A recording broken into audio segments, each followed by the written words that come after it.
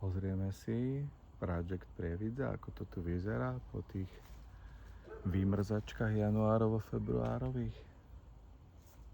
Krásny deň všetkým, tak môžeme sa na to pozrieť, nech sa páči. Project úzka štrbina, sú s tým starosti, lebo kompletne to zarastá, človek to musí neustále vysekávať a rastie to ako bláznivé. Ale bola tu nejaká breba tohto kineku, odrodil z nitrianskej časti kinek a vyzerá to, že by aj niečo mohlo dojsť. Treba to radikálne strihať vždy úplne až na spodok. To je taký špalier a je to taká sranda, experiment. No, takže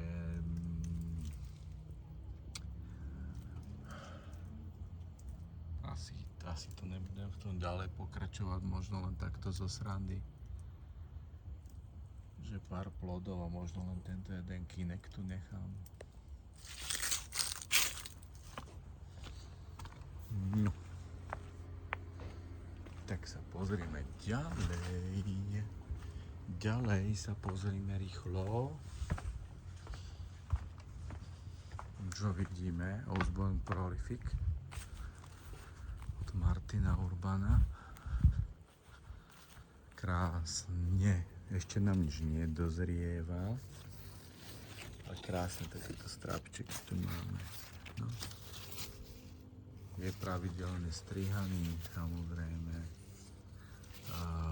Plodov je neurekom, požehnanie. Ano. Bola aj nejaká breba. Detko možno 4-5 plodov zjedol. No. Pekný stromček. Veľmi dobré miesto má, ako jediný nevymrzol vôbec. Takže od severu chránený. Takáto dvojstena.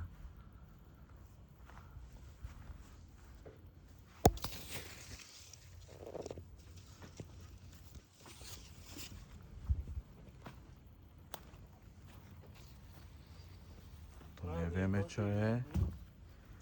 To mama zasadila. Asi z odkopku. No tu nám čiastočne vymrzla Jožová. Uvidíme.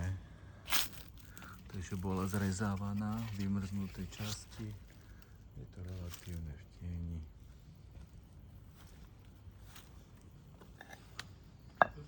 Ronde de Bordeaux. Zatiaľ ešte nedozrieva. Zatiaľ ešte nedozrieva. Ale mala by každú chvíľku. No. Každú chvíľu by mala. Oni zostanú také malinké. A zo dňa na deň by mali ščernať a potom v Trnave už idú aspoň 2 týždne. Takže tak, to by malo byť všetko. Aha, nepozreli sme ešte onu. Agátovú z Trnavy.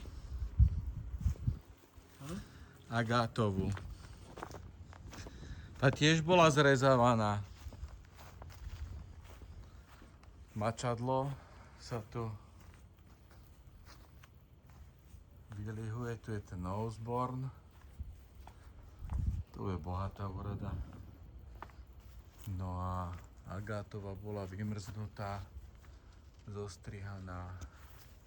Breba možno jedna bola. No. Myslím si, že toto tiež akože by mohlo koncom septembra stíhať. Takže krásny deň všetkým.